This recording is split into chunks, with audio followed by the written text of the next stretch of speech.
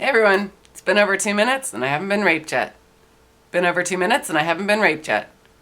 Well, I didn't upload last weekend, so I just wanted to make sure you knew it was all good.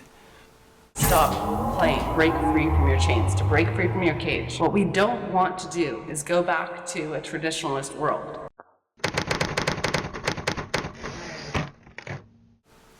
Alright, so here we go. A little bit of a Molyneux warning. Not a trigger warning, just a Molyneux warning for those who don't like the sound of his voice. There's going to be a lot of his voice in this. You can't really analyze Stefan Molyneux without playing a lot because the man talks. He just keeps going and going like the fucking Energizer Bunny. So there's a reason why I am doing a video about Stefan Molyneux this week, because recently he did a trilogy of videos discussing MGTOW, men going their own way, marriage, and children, and said some really kind of fucked up things. Now, I thought that Stefan kind of had some respect for MGTOW. He certainly aligns himself with the men's rights movement to some degree, because when you go to his channel, his homepage has a video favorited or featured video called the Red Pill Moment or something like that. So he's basically trying to get people who are looking to find out what the red pill is about. This is an analogy used quite often in the men's rights movement and in MGTOW. He's trying to get people looking for that search term to think that, I found it, right, on his channel. So I think it's kind of important to address the things that Molyneux had to say about MGTOW and about marriage and about children. But before we do that, I'm going to take you back a little bit in time. And this is about a year ago, actually, and John the Other did a video addressing this, but he was trying to be, for political reasons, really nice to Molyneux at the time. I'm not going to be so nice, and I'm going to go that far back because there's some things that are said in this particular video, the first one I'm going to address, called The Truth About Stefan Molyneux. There's some things, this is actually the most revealing video if you want to actually get the truth about Molyneux. It's not what he says, it's about what he does in this video that tells you what you need to know about him, and this is all relevant to his recent videos about MGTOW.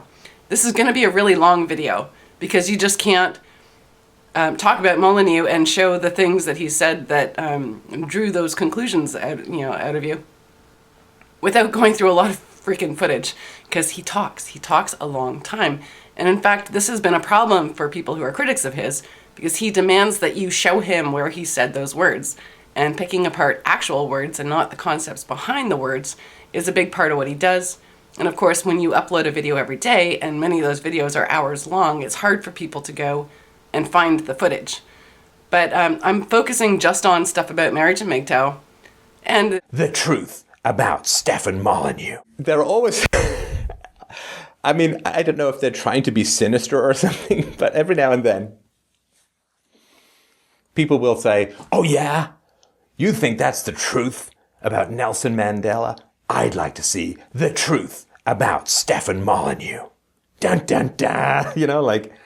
Like there's some giant mothership where we keep all the fertile women bound up and inseminated by giant hydra-headed snakes ridden by Hercules, or some weird, magnificent stuff, or some sinister...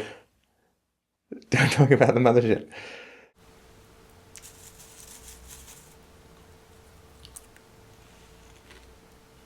yeah, okay, I'm just going to ignore that.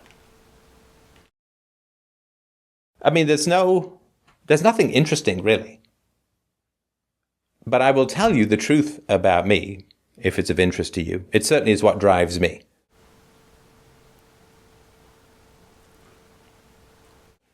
And it's not a secret. It's in everything that I do.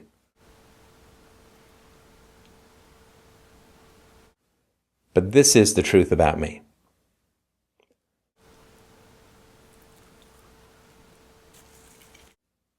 The truth about me, my friends, is this.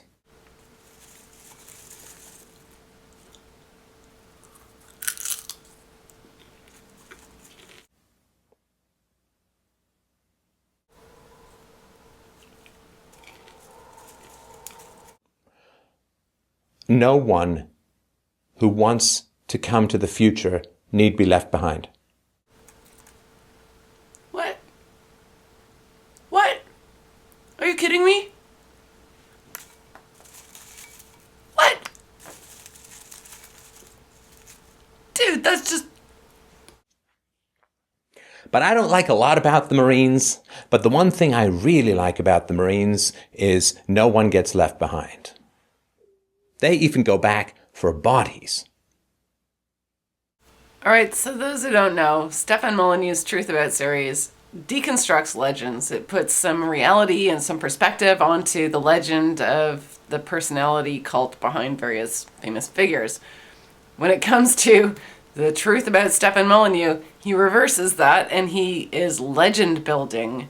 No one gets left behind. Let me assure you, Stefan Molyneux is not a Marine. He's just a guy who runs a philosophy show. He doesn't have a degree in philosophy. You don't need one. But he just runs a philosophy show and a defooing project and a bunch of other stuff. I'm not going to get into that. But anyways, so what does he actually tell us in this Truth About video? What does Stefan Molyneux do? And I always knew that I had the skill and the intelligence and the verbal fluidity to do the dance that dislodges the demons. Right. The dance that dislodges the demons. I don't know. It sounds a little religious to me. I'd like to see the dance, though. I really would. But he's talking about verbal dancing, and let's have a look at how he does this verbal dancing, because it's quite phenomenal. And, I gotta give him some kudos for this, because it's really amazing shit.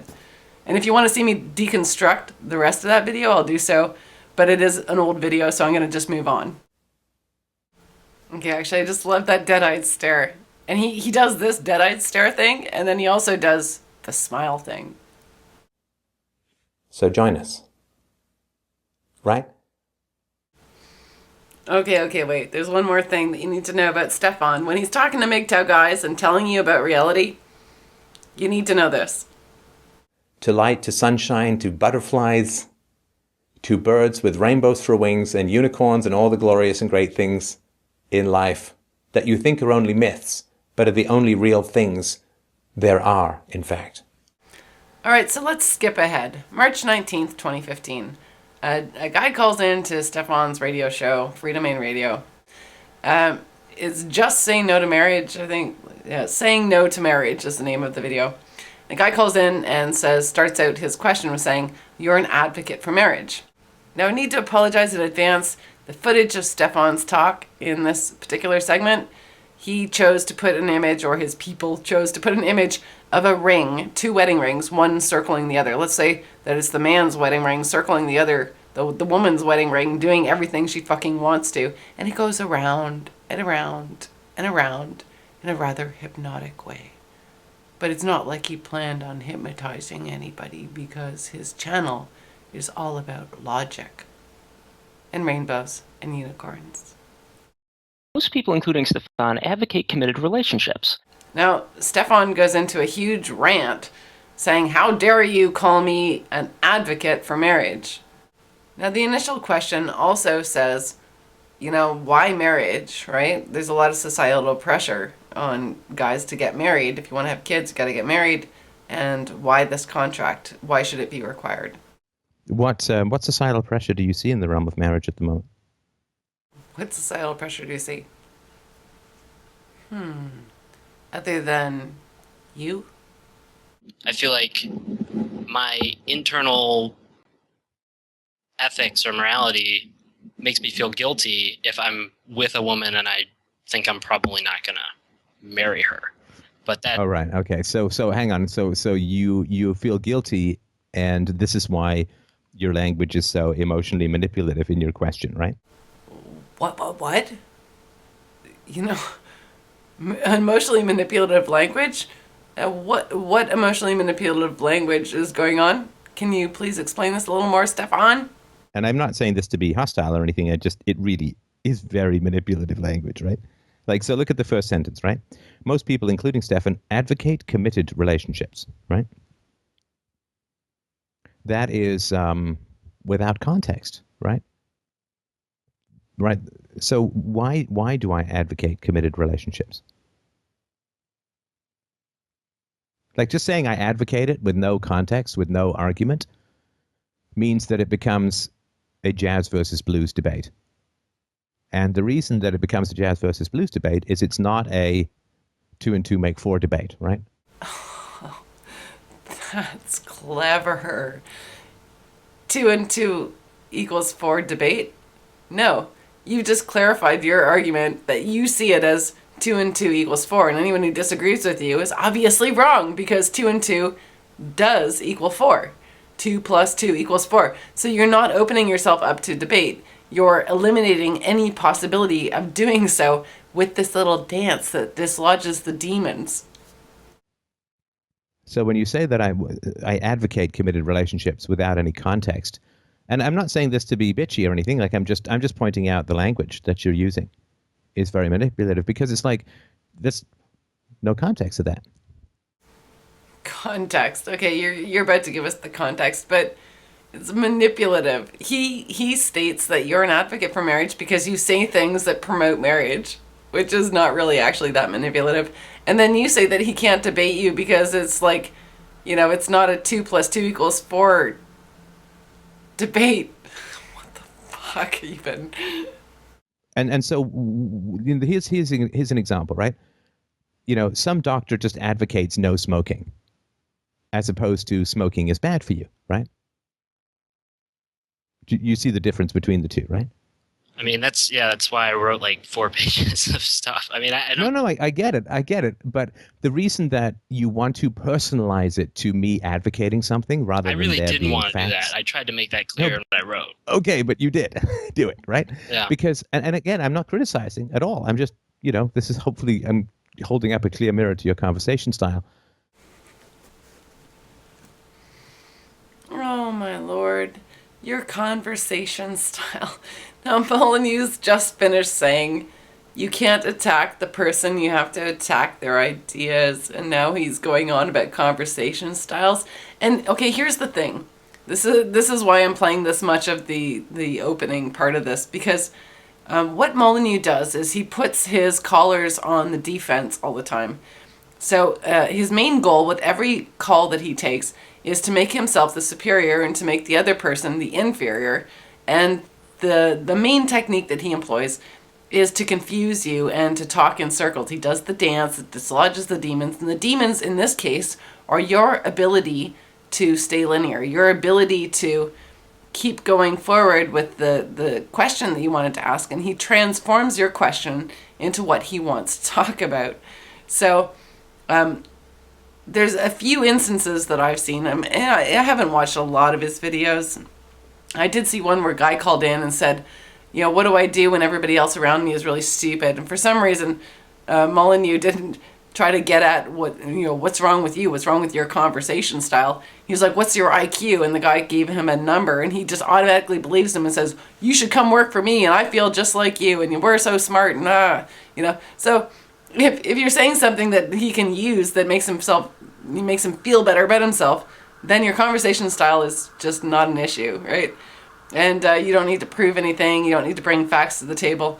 But if you're saying something that creates a problem for him, maybe not personally, but in his mandate to push forward his proper parenting practices or his marriage advocacy, and yes, Stefan, you are an advocate for marriage. I'm just going to jump ahead to where you prove this. Like if you say to me, Stefan has provided significant evidence as to the value of committed relationships. Right, the value to mental health, the value to financial security, the value to emotional happiness, the value in emotional stability, the value in the healthy raising of children, the value in family income, the value in maintaining an extended sphere of relationships as well, in-laws and aunts and uncles and cousins and so on. So you want to take all of the evidence that I've provided and wrap it up and stick it down my throat and say, well, that's just his perspective, right? He just advocates this. Well, I'll give you something to stick down your throat. All right, let's just move on to the rebuttals, YouTube rebuttals that he's done since this video. So a person whose first moniker is Stoned said to a listener to the call, in the podcast or video called Saying No to Marriage. Daniel, just go your own way. Avoid all the bullshit of raising kids and getting married. Live a life free without all the obligations. You will be far better off without having your resources sucked out from under you by some woman. Stefan should really be advising all these guys to go their own way. Go their own way. You say that like it's a ridiculous thing. And yet you're going to try and then address people who want to go their own way. Guys who are questioning marriage and questioning women and questioning the structure of society, which makes them vulnerable to the whims of women who can just throw them into the trash at the slightest hint of dissatisfaction. But, carry on. Well, nobody has to have kids, of course. Not having kids is not a violation of the non-aggression principle. You're not initiating force against anyone. But I've read a lot of Jung, Carl Gustav Jung. But, okay. No, well, I mentioned earlier that Stefan doesn't like to be held to the concepts behind words, because then he has to be accountable to a bigger body of information or knowledge or whatever, right? But he does have a few things that he's set down for himself that he has to stick to. And one of those is the non-aggression principle, right? So he's going to struggle around this a little bit because he wants to disagree with this guy he's responding to, obviously. But he has to stick to his non-aggression principle. So let's watch him do the dance that dispels the demons. Your first half of life is around striving and creating and working hard and being ambitious. But you also have to prepare for the second half of your life, which is to some degree about accepting where you are. You get to sort of 40 or 50, and after that, you're not going to be a ballet dancer. You're not going to be a linebacker. You're not going to be a rock star. You're just, there's just an acceptance of where things are. No, actually. People change careers all the time. People change careers very late in their life. And great things happen to people in their late 40s. And one of the great challenges of youth is not being able to see over the hill to the other side of life. And when you're young, you get a lot of socializing from going to school, from going to work, from going to clubs, from going to restaurants, from dating. You just meet a lot of new people all the time. Yeah, you meet those people while you're young and foolish and don't know a lot, and some of those people are people you met in high school where you basically had to go to school every day, and these are the people that you were stuck with. And you were stuck in the town that your parents brought you to because you can't choose where you live when you're young and when you're vulnerable to your silly emotional selves. Because we're all really kind of silly when we're young. But carry on. In the second half of your life, when you're like 55, you're not going to a lot of clubs, right? And it's really hard to meet people, especially really good, high-quality people. Oh, you're talking about the high-quality people you meet in clubs. Of course, yes, you don't go to as many clubs when you're in your 50s or late 40s, and that's where all the high-quality people are. Because the good, high-quality people already have a circle of friends, they're already married, and they don't necessarily want to invite someone that they don't really know that well into their circle. So the second half of life, without marriage, without kids, can be a pretty bony, stony, and destitute affair. Right. So people who get married and work with you, that you're a stranger and you're like, oh, scary. Like, they won't invite you home to talk to them. It's like you're not the cool friend who's not married yet. That never happens. Never happens. Because when you're older and you're not going to clubs anymore, you don't meet cool people. You don't meet interesting people because all the interesting people go to clubs. And then once you're like 30, they're all married and nobody wants you in their house. That sounds a little bit like another thing you said in the past called voodoo thinking. But there's a lot of voodoo forgiveness, and voodoo forgiveness is you have to forgive your dad, or it's gonna haunt you for the rest of your life. And after he's dead, you will throw your face sobbing and cracked and broken onto his tombstone and hug all the lost opportunities.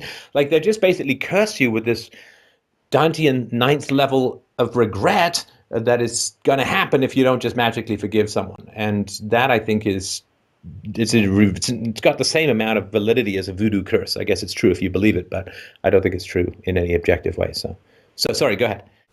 So relationships, bad.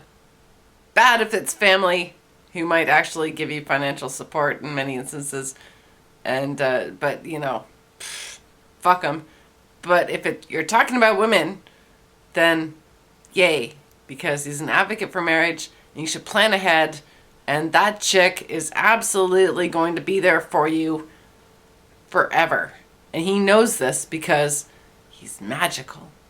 Because it's not impossible. She's not a unicorn. She's a real human being. We're never getting divorced. We are never going to fall out of love with each other. And people oh yeah, you tell me. And it's like, oh, come on. People have always been telling me this my whole life. Oh, you wait until you find out. There's like, no, this is bullshit. Now I'm 48 years old. I can just tell people like that to fuck off. You're idiots. You're just fearmongers. Get lost. We're never getting divorced. I'm not cursing myself. It's not going to happen next year. It's not going to happen 10 years from now. We are going to fucking die together. To light, to sunshine, to butterflies, to birds with rainbows for wings, and unicorns, and all the glorious and great things in life that you think are only myths, but are the only real things there are, in fact. All right, so I've gone through this a couple of times trying to figure out how to get this, because I know that a lot of people don't get the obvious. What Stefan Molyneux is saying in his videos is, if you are getting older, trust your family? No, fuck them, defoo, cut off your family of origin, but despite all evidence that you're vulnerable to women in a marriage type situation, plan ahead. Think about your future and don't be that fucking cat lady, right? The male version of the cat lady, because obviously he's talking to men, MGTOW guys, going their own way and saying, they don't want to get married because it's too dangerous and shit. But, plan ahead because you're just being stupid, right? But don't count on your family because your family is going to fuck you up. The number of quality people you can have relationships with goes down over time. So when you're young and have all the time in the world and you're at the peak of your physical attractiveness and so on, you can meet, but those quality people, they get hoovered up by others and get into their own relationships. And just don't be that cat lady in her 60s. Don't be the guy who goes to Starbucks because he needs to be around carbon-based life forms that exhale carbon dioxide. Just don't be the person who is lonely. It's just too convoluted. I think you get it. Because, if you haven't gotten married, you don't have to have kids. I think it's great to have kids. Kids are like amazing and wonderful and fantastic and challenging and time-consuming. But all right, I need to prepare you for what's about to happen. Stefan Molyneux is about to tell you that you need to have children because if you don't, the children who don't exist, he's an atheist, the children who don't exist will be denied happiness. Okay, I kid you not. Listen. And of course, everyone who's alive has benefited from their parents' desire to have children. So saying, well, 4 billion years of evolution stops with me. The DNA ends here. My parents sacrificed for me. I can sacrifice for no one. Well, I don't know. Seems a little selfish. All right, let's play a game where you have to drink every time Stefan Molyneux says something stupid. I'll just be honest with you. I'm just being frank with you. It's not immoral. It's not bad. It's not wrong. But if you like being alive, well, pay it forward, bring life to someone else. Not with electricity and zombie juice, but bring life to others. The degree to which you wish to enjoy your life is a degree to which other people would like to exist. The degree to which you would feel sad if you were about to die is the degree to which you are, by denying life, you're creating, in a sense, a loss of happiness in the world. And again, it's not a moral issue. I'm not trying to guilt or pressure anyone into having kids. It's just that you like being alive, so why not bring that gift to other people? It's sort of like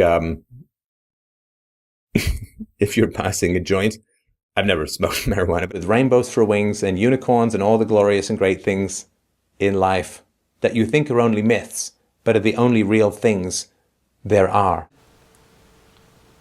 Passing a joint, don't bogart it, man. Pass it on down the line. Pass the duchy on the left-hand side. All right, so on to the next one. Marriage. Post-sex at dawn. So West writes, Steph keeps missing the point that young men now look at the data and recognize that marriage is a bum deal for them. I wish that the caller had kept him on that topic a bit more. But I'm beginning to think that the think about the children rants when marriage and MGTOW, men going their own way, which is men moving away from dating and particularly relationships where there could be government-driven legal entanglements. Think about the children rants when marriage and MGTOW come up as Steph's way of dancing around this clear and present social shift. This is great. So now that you've told guys not wanting to have children that they must have children, otherwise they're being selfish, and you're addressing a question saying this, think about the children thing, like, what do you have to say? I'm very, very interested. I still got my popcorn. Well, marriage is not a bum deal for men if it lasts. Men live longer, they report greater happiness, better health, greater life satisfaction, higher incomes, and so on. So marriage is steroids to the joyful heart of masculinity when it works out. If it lasts. Well, how do you know if it's going to last, Stefan? You know, right? Because you have magic. We're never getting divorced. I'm not cursing myself. It's not going to happen next year. It's not going to happen 10 years from now. We are going to fucking die together. Marriage, when it doesn't work out, is pretty tragic and disastrous for men, economically, psychologically, emotionally, spiritually, and so on. So marriage is a bum deal. It's just prejudice. You're right. They're just prejudice, except for when you point out. I mean, this is because men have lost, or rather it's been denied, men have lost the wisdom that is required to find a good woman. You've got to be shitting me. And therefore, men are going for looks. The hot, the pretty, the cute, the whatever, the sexually available, the slutty, the whatever, right? So men are going for ease of access plus looks. And that's why I have a problem with therefore statements. Because Stefan has just said therefore, as if he's proven something, and he hasn't. The reality is that there are a lot of ugly people in the world, and there are a lot of mediocre looking people in the world, and not every guy is going for looks. If he's talking about pickup artists, sure, they talk a lot about where she is on the 10 scale, but he's not talking about pickup artists. He's talking about average guys. And he has just asserted that guys are failing to find good women because they're only going for looks. I just don't see the evidence for that. And this used to be very well known, right? It's the Marianne versus Ginger versus Marianne and the old Gilligan's thing, like the glamorous woman versus, of course, Marianne was very pretty. I was always drawn to the Mariannes. So, on your first date, the speech could go something like this. I find you attractive. I really do. I think you're smart, you're funny, you're engaging, you're whatever, right? But let me tell you, I'm going to tell you in all seriousness, I'm 32. I'm not a kid anymore. I'm not a teenager, and my penis is not my plaything. So I really want to have kids. I actually really want to get married, but I'm terrified. This is what I've seen. This is what I've seen. This is what I've seen. What's your experience and what are your thoughts about, the pitfalls and perils and possibilities of modern marriage? I mean, 50% of the men in divorce, 70% plus of those divorces are initiated by women. Divorce costs minimum $20,000. False accusations run rampant. It's from a male perspective, this is terrifying stuff. But I really want to have a kid. And I also don't want to have a kid alone. I want to have a kid with a woman with, what are your thoughts? What's your experience been? What's your approach? Can you imagine having that kind of conversation with a woman? Not in her having a second date. Now for the rape joke of the week. Newspaper headlines today said, man held up to rape. I was like, what? Did they fucking cuddle?